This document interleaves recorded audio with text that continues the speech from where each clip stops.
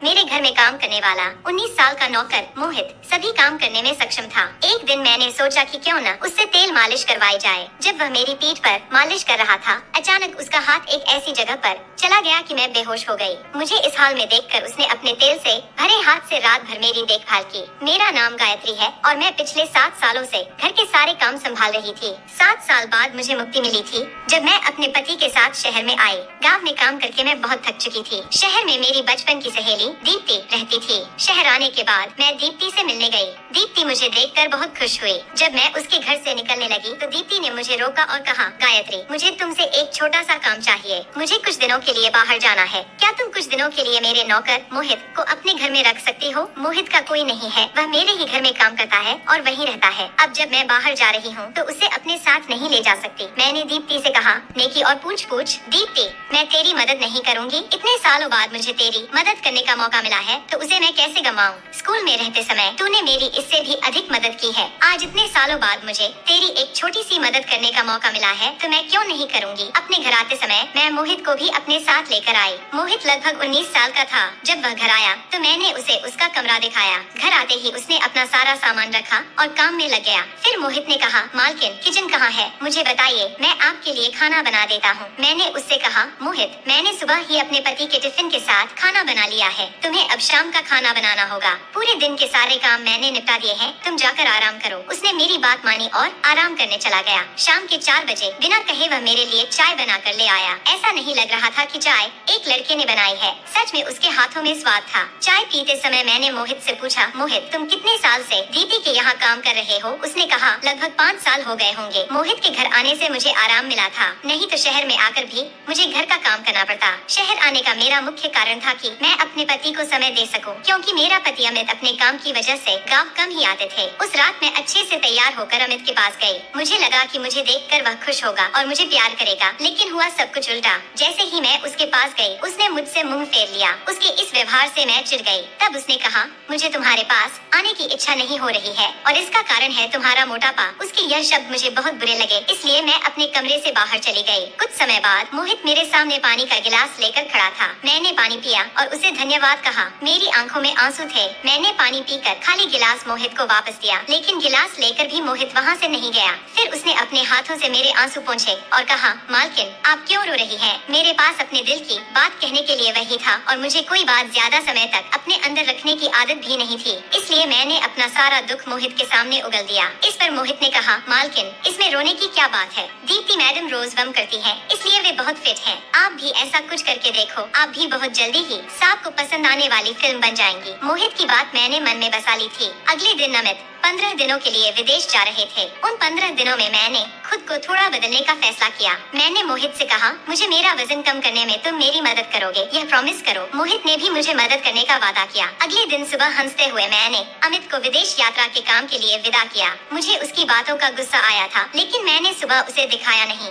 जैसे ही वह अपने सफर पर निकला, मैंने यहाँ व्यायाम शुरू कर दिया। आजकल तो इंटरनेट पर सब कुछ होता है। इंटरनेट देखकर मैंने जुम्बा डांस करना शुरू कर दिया। डांस करते वक्त मेरा शरीर मुझे बहुत भारी लग रहा था। आज पहली बार मुझे अपने मोटापे का एहसास हुआ। शुरुआती 4 दिनों तक मैंने बहुत जोश के साथ व्यायाम किया, लेकिन 4 दिनों के बाद ही मेरा शरीर बहुत दर्द करने लगा। आखिरकार मजबूर होकर मैंने मोहित से कहा, मेरे पैरों की तेल मालिश कर दो। जब पहली बार मोहित का हाथ मेरे पैरों पर फिसला तो उसकी पकड़ मुझे 19 साल के लड़के की तरह बिल्कुल भी नहीं लगी, क्योंकि वह बहुत अनुभवी व्यक्ति की तरह मेरे पैरों की मालिश करने लगा था। मालिश के दौरान ही मुझे नींद आ गई थी। मेरे शरीर का दर्द दिन पर दिन बढ़ता ही जा रहा था, लेकिन अभी तक मैंने मोहित से पैरों के अलावा किसी और हिस्से की मालिश नहीं करवाई थी। एक दिन मोहित ने कहा, मालकिन, मैं दीप्ति मैडम की पूरी शरीर की मालिश करता था, आज मैं आपको भी उसी तरह मालिश करता हूँ। मुझे मालिश की बहुत जरूरत थी। वैसे भी मोहित सिर्फ 19 साल का था, उससे क्या शर्माना। मैंने उसे बच्चा समझकर अपनी पीठ की मालिश करवाई। मोहित का हाथ जब मेरी पीठ पर फिर रहा था तो मुझे नींद सी आने लगी। अगले दिन सुबह मैं उसके कमरे में गई, तब मोहित नहाने जा रहा था। मेरा एक बेटा था, वो भी अभी 8 साल का था। मोहित में मैं अपने बेटे को देख रही थी। उसने कल रात मेरी बहुत अच्छी मालिश की थी, इसलिए मैंने उससे कहा, आज मैं तुम्हें नहला देती हूँ, तुम्हारी पीठ पर साबुन लगा देती हूँ। इस पर मोहित ने बहुत घबराकर मना कर दिया। फिर भी मैंने उस पर जोर देना शुरू कर दिया। मैंने कहा, तुम्हारी उम्र का मेरा बेटा है, फिर तुम मुझसे क्यों शर्मा रहे हो? मुझे अपनी माँ जैसा समझो। इस पर मोहित ने कहा, मालकिन आप मुझे नहलाने की गलती बिल्कुल मत कीजिए, क्योंकि अब मैं बच्चा नहीं हूँ। मैं उसे माँ की तरह प्यार करना चाहती थी, लेकिन उसकी सोच कुछ और ही थी। तब मैंने फिर से कहा, मेरा भी तुम्हारी उम्र का एक बेटा है, शर्माओ मत, मैं तुम्हें नहला देती हूँ। मेरे ऐसा कहते ही मोहित ने फिर मना कर दिया। उसने कहा, आपका बेटा 8 साल का है और मैं 19 साल का हूँ, हमारे बीच करीब 11 साल का अंतर है। मालकिन अब मैं बड़ा हो गया हूँ, आप मुझे नहलाने की जिद मत करो, मुझे शर्म आती है। मुझे पता था कि वह मुझसे शर्मा रहा था, लेकिन उसने बार बार अपने बेटे की छवि दिखाई, इसलिए मैंने उसके लाख मना करने के बावजूद भी उसे नहलाने के लिए उसके बाथरूम में जाने का निर्णय लिया। जब मैं उसे नहला रही थी तो उसने अपनी कमर पर तौलिया बांध रखा था। मैंने उसकी पीठ पर साबुन लगाया और तुरंत बाहर आ गई। कुछ समय बाद वह भी मेरी पीठ पर साबुन लगाने की जिद करने लगा। वह घर का साधारण नौकर था और मैं उसे अपने शरीर को इस तरह छूने नहीं देना चाहती थी, लेकिन मोहित की जिद बढ़ती ही जा रही थी। उसने कहा, मालकिन कुछ समय पहले आपने कहा था कि मैं आपके बेटे जैसा हूँ, आप मुझे छोटा समझती हैं। आपकी बातों के अनुसार अगर मैं छोटा हूँ तो आप मुझे आपकी सेवा करने से क्यों रोक रही हैं? मैंने मोहित से कहा, मोहित जिद मत करो, तुम्हें जो भी सेवा करनी है बाद में करना। मुझे नहीं पता था कि मोहित मेरी सेवा करने की इतनी जिद पर उतर आएगा। उस रात वह खुद तेल की बोतल लेकर मेरे कमरे में आ गया और मालिश करने की बात करने लगा।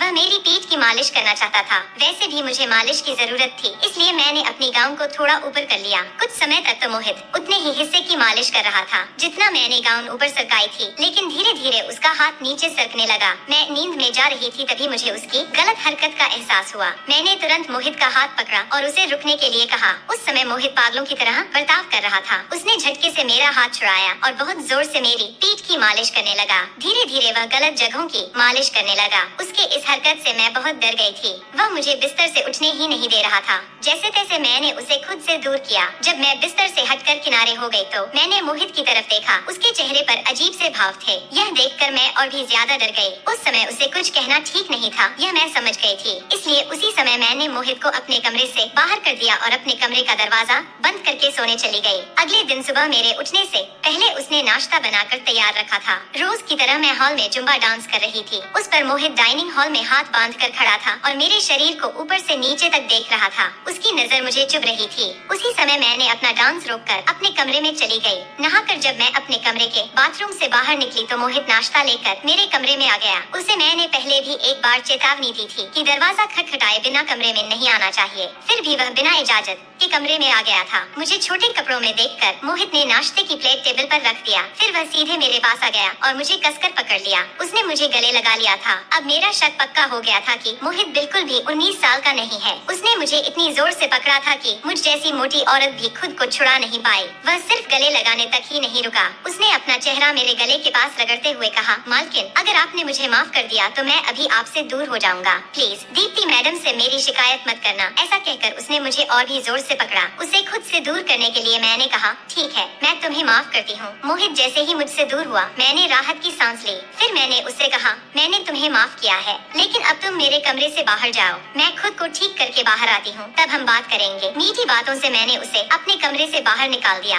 खुद को ठीक करने के बाद मैं हॉल में आई। बाहर आकर मैंने देखा कि मोहित मेरी राह देख रहा था। उसकी आंखों में आंसू थे। मैंने उसे अपने पास बैठने को कहा। उसके सिर पर हाथ फेरते हुए मैंने कहा, मोहित तुम ऐसा मत करो। रात में तुम मेरे साथ ऐसी अजीब तरह से क्यों बर्ताव कर रहे थे, इसका कारण मुझे बताओ। इस पर उसने कहा, मालकिन मुझे माफ कर दीजिए, कल मैं भूल गया था कि आप दीप्ति मैडम नहीं बल्कि गायत्री हैं। मैंने आपको दीप्ति मैडम समझ लिया था। दीप्ति मैडम मुझसे हमेशा इसी तरह की मालिश कराती हैं। उन्हें कभी भी मेरे हाथों का स्पर्श महसूस नहीं होता, इसलिए वे मुझे जोर से मालिश करने के लिए कहती हैं। और मैंने आपको अपनी मैडम समझकर वैसे ही मालिश शुरू कर दी थी। रात में मैं किस विचार में खो गया था यह मुझे भी समझ नहीं आया। अच्छा तो तुमसे इस वजह से इस तरह की गलती हो गई। मैंने कहा। गलतफहमी समझ में आने पर मैंने उसे सच में माफ कर दिया, लेकिन मुझे यह समझ नहीं आ रहा था कि मेरी फ्रेंड दीप्ति उससे किस तरह की मालिश करवाती है। दीप्ति तो अब भी अकेली रहती थी। कितने वर्षों से वह अपने पति से दूर थी। वह मुझसे ज्यादा फिट थी, इसलिए उसका व्यायाम भी थोड़ा कठिन होगा, इसीलिए वह मोहित से इस तरह की मालिश करवा रही होगी। यह मैंने समझ लिया था। अब तो मनोहर ने मुझसे रोते हुए माफी मांग ली थी। उसका मासूम चेहरा देखकर मैंने उसे माफ कर दिया था, लेकिन उसी रात फिर वह तेल की बोतल लेकर मेरे कमरे में आया। आज उसके हाथ में तेल की बोतल देखकर ही मुझे डर लग रहा था। मैंने उससे कहा,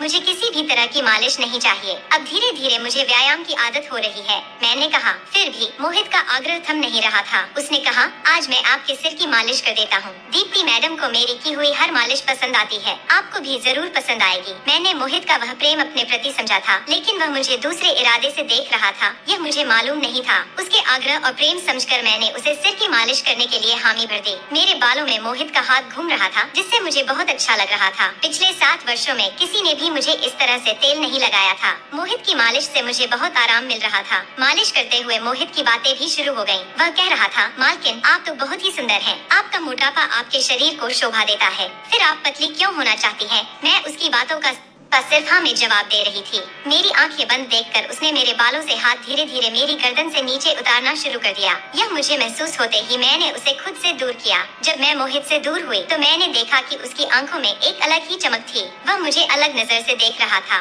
फिर मोहित ने कहा, मालकिन आपके गाउन की रिबन मैं खोल देता हूँ, आप किसी भी प्रकार की चिंता न करें। अचानक उसने यह क्या कहना शुरू कर दिया, मुझे तो कुछ भी समझ नहीं आ रहा था। मैंने उसे गुस्से में कहा, अभी के अभी तुम मेरे कमरे से बाहर निकल जाओ। सुबह मैंने तुम्हें माफ किया, यही मेरी बहुत बड़ी गलती थी। मैं उस पर बहुत गुस्सा हो रही थी, मेरा गुस्सा चरम सीमा पर था। फिर चुपचाप वह बाहर चला गया, लेकिन थोड़ी ही देर बाद वह पानी का गिलास लेकर मेरे सामने आ गया। पानी पीने के बाद मैं शांति से अपने कमरे में सो गई। लेकिन अगली सुबह जब मैं नींद से उठी तो मैंने देखा कि मेरी नाइटी पूरी तरह से मेरी गर्दन तक का हिस्सा खुला था और मैं उल्टी दिशा में सोई हुई थी। रात भर मेरी पीठ पूरी तरह से खुली थी और मैं कमर तक चद्दर ओढ़ी हुई थी। मैंने अपनी दाई ओर देखा तो मोहित मेरे बगल में सो रहा था। मेरी यह हकीकत देखकर मैं बहुत डर गई थी। मैंने मोहित को अपने बगल से उठाया। वह वहाँ कैसे आया और मेरे बगल में क्यों सोया, यह भी मैंने उससे नहीं पूछा। मैं उसे अपने कमरे से निकालकर बाथरूम में चली गई। बाथरूम में जाते ही जब मैंने आईने में खुद को देखा तो मैं पूरी तरह से चौंक गई थी, क्योंकि मेरी पीठ पर पूरी तरह से तेल लगा हुआ था। इतना ही नहीं, मेरी पीठ पर नाखूनों के निशान भी थे। पिछली रात मोहित ने मेरे साथ ऐसा किया था जो मैं नहीं चाहती थी। अब मेरे मन में अनचाहे विचार आने लगे थे। नहाते समय मैंने अपने शरीर पर पानी डाला, साथ ही मेरी कमर भी दर्द करने लगी थी। कुछ देर बाद मैं कमरे से बाहर निकली और घर में मोहित को ढूंढने लगी। वह मुझे रसोई में नाश्ता बनाते हुए दिखा। तभी मैं वहाँ जाकर गैस बंद कर दी और उसका हाथ पकड़कर बाहर खींच लाई। फिर मैं उससे बोली, मैं तुम्हें अपना बेटा समझ रही थी, लेकिन तुमने मेरे साथ वह सब करने की कोशिश की जो मैं नहीं चाहती थी। नालायक लड़का, अब तुम मेरे साथ रहने के लायक नहीं हो। तभी मैंने दीप्ति को फोन लगाया तो उसने कहा कि वह आ रही है। फिर मैंने मोहित को शाम तक अपने घर में ही रखा, क्योंकि आज शाम 5 बजे मैं उसे दीप्ति के साथ भेजने वाली थी। जैसे ही मुझे फोन आया कि दीप्ति घर आ गई है, मैंने मोहित को दीप्ति से मिलवाने के लिए उसके घर ले गई। वहाँ पहुँचते ही मैं उसे उसके नौकर के बारे में सच बताने वाली थी। दीप्ति नहीं जानती थी कि उसने घर में कौन सा जानवर पाल रखा है। जैसे ही मैं दीप्ति को सब कुछ बताने वाली थी, उसने मुझे अपनी यात्रा की तस्वीरें और वीडियो दिखाना शुरू कर दिया। वह मेरे साथ खुशियाँ बांट रही थी और मैं उसकी खुशी खराब नहीं करना चाहती थी। मैं दीप्ति की सारी शर्तें पहले से ही जानती थी। कुछ साल पहले वह अपने पति से अलग हो गई थी। आज वह खुश लग रही थी, इसलिए मैंने उसे अकेले में सब कुछ बताने का फैसला किया। कुछ ही देर में रात के खाने का समय हो गया। दीप्ति ने मोहित से मेरे लिए भी खाना बनाने को कहा। मेरे पति अभी 3 दिन तक घर नहीं आने वाले थे और मैं अपने घर में अकेली थी, इसलिए दीप्ति मुझे अपने घर पर ही रहने के लिए जिद करने लगी। मैं भी उसके साथ बहुत सारे राज साझा करना चाहती थी, इसलिए मैं उसके साथ उसके घर रहने के लिए तैयार हो गई। रात को खाना खाते समय भी मोहित मुझे ही देख रहा था, लेकिन अब मैं उस पर बिल्कुल भी दया नहीं दिखाने वाली थी। उस रात दीप्ति ने मुझे अपने घर के गेस्ट रूम में रुकने के लिए जगह दी। फिर दीप्ति ने मुझसे कहा, मैं यात्रा से बहुत थक गई हूँ, कल आराम से हम बातचीत करेंगे, अब तुम आराम से सो जाओ। दीप्ति का कमरा उसके घर की दूसरी मंजिल पर था और मेरा कमरा ग्राउंड फ्लोर पर था। मैं उस रात सो नहीं पाई, क्योंकि मैं दीप्ति को मोहित के बारे में सच बताना चाहती थी। उस रात को मैं अपने कमरे से बाहर आई और गाने सुनने लगी। थोड़ी देर बाद जब मैं दीप्ति के कमरे की तरफ बढ़ी तो मैंने देखा कि दीप्ति के कमरे से आवाज आ रही थी। फिर मैं उसके कमरे के पास गई। उसके कमरे की दीवार में एक छोटी सी होल थी। जब मैंने उस होल से अंदर देखा तो पसीने से सराबोर हो गई। मैंने गाना बंद किया और होल से अंदर देखने लगी। उस समय दीप्ति के कमरे में एक रोमांटिक गाना बज रहा था और वह मोहित को बेल्ट लगा रही थी। वे दोनों बहुत ही अजीब कपड़े पहने हुए थे। वह दृश्य देखकर मैं सन्न रह गई। ऐसा लग रहा था कि दीप्ति मोहित के साथ नहीं, बल्कि दीप्ति मोहित के साथ वो सब कर रही थी जो मैं नहीं करना चाहती थी। दीप्ति और मोहित के बीच जो चल रहा था वैसा मैंने पहले कभी नहीं देखा था। तभी मैंने देखा कि दीप्ति मोहित की पीठ पर बेल्ट से एक एक करके मार रही थी और मोहित बहुत उत्तेजित हो रहा था। मैं उसे उस झटके से पीड़ित होते हुए नहीं देख पा रही थी, लेकिन दीप्ति को उस पर तनिक भी दया नहीं नहीं आ रही थी, बल्कि दीप्ति तो हर एक बार के बाद सिसकियां ले रही थी। तभी मैंने देखा कि दीप्ति मोहित को अपनी बाहों में भरकर जोर से दबाने लगी। अब वे दोनों मुझे राक्षसों के समान उत्तेजित लग रहे थे। तभी दीप्ति ने अपने बड़े नाखून से मोहित की पीठ पर बहुत जोर से खरोच लगा दी। फिर कुछ देर बाद दीप्ति मोहित से अपनी पीठ पर तेल लगाने लगी। जब मोहित दीप्ति की पीठ पर तेल लगा रहा था, तब अचानक मोहित ने अपना हाथ दीप्ति के उस जगह पर सरका दिया, जिसके बाद दीप्ति मदहोश हो गई। मोहित ने उसे बाइट करते हुए उसके साथ खेलना शुरू कर दिया। फिर मुझे वहाँ से सब कुछ समझ आ गया। मैं दीप्ति को मोहित के बारे में बताने आई थी, लेकिन दीप्ति मोहित से भी बदतर व्यवहार कर रही थी। मुझे कुछ भी अंदाजा नहीं था कि उसके साथ क्या हुआ था। फिर मैंने अमित को फोन करके सारी बात बता दी। दीप्ति एक 19 साल के लड़के के साथ कुछ ऐसा कर रही थी, जिसे देखकर मैं पूरी तरह से हिल गई। अगले दिन जब अमित घर आया, तो मैंने दीप्ति को घर पर बुलाया। उस रात अमित और मैं उसके घर पर रुके। जैसे ही रात हुई, अमित और मैं दीप्ति के कमरे के पास गए।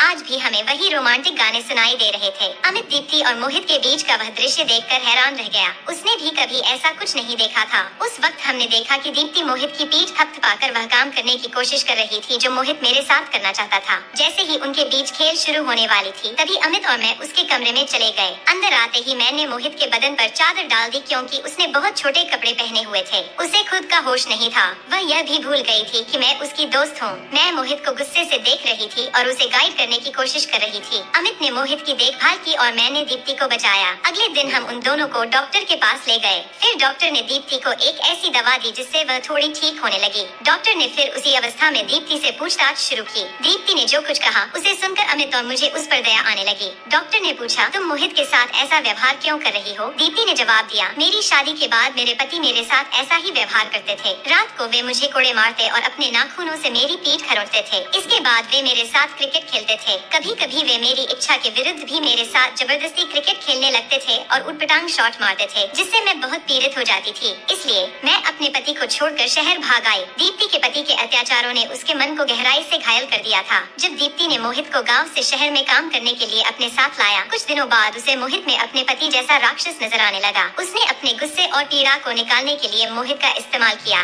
दीप्ति के पति ने उसके साथ जैसा किया था, वैसा ही वह मोहित के साथ कर रही थी। मोहित भी इस अत्याचार से परेशान हो गया और एक राक्षस बन गया। जब मैंने मोहित से मेरी मालिश करने के लिए कहा, तो उसे मुझ में दीप्ति नजर आई। जो कुछ दीप्ति के पति ने दीप्ति के साथ किया, वही दीप्ति ने मोहित के साथ किया और मोहित मेरे साथ करने वाला था। समय के साथ मुझे इन सब के बारे में पता चल गया, इसलिए मैं बच गई। दीप्ति अपने राक्षस पति के कारण मानसिक रोगी बन गई थी और मोहित की भी यही स्थिति हो गई थी। दीप्ति जो भी कर रही थी, उसमें उसकी कोई गलती नहीं थी। वह सभी मर्दों को उसी नजर से देखती थी और उनके साथ वैसा ही करना चाहती थी जैसा उसके साथ उसके पति ने किया था। दीप्ति और मोहित को कुछ महीनों तक इलाज के लिए अस्पताल में भर्ती रखा गया। मैंने अमित को बताया कि मोहित ने मेरे साथ क्या क्या करने की कोशिश की, पर मैं वो सब होने नहीं दी। इस बार अमित ने मेरा साथ दिया, इसलिए हम दीप्ति और मोहित को समय पर इलाज के लिए भेजने में सफल रहे। कुछ महीनों के बाद दीप्ति और मोहित पूरी तरह से ठीक हो गए और पहले की तरह सामान्य हो गए। दीप्ति ने मुझे और अमित को बहुत धन्यवाद दिया। फिर मोहित को सुरक्षित उसके माता पिता के पास गाँव में छोड़ दिया गया। उन दोनों की स्थिति पहले जैसी सामान्य हो गई थी।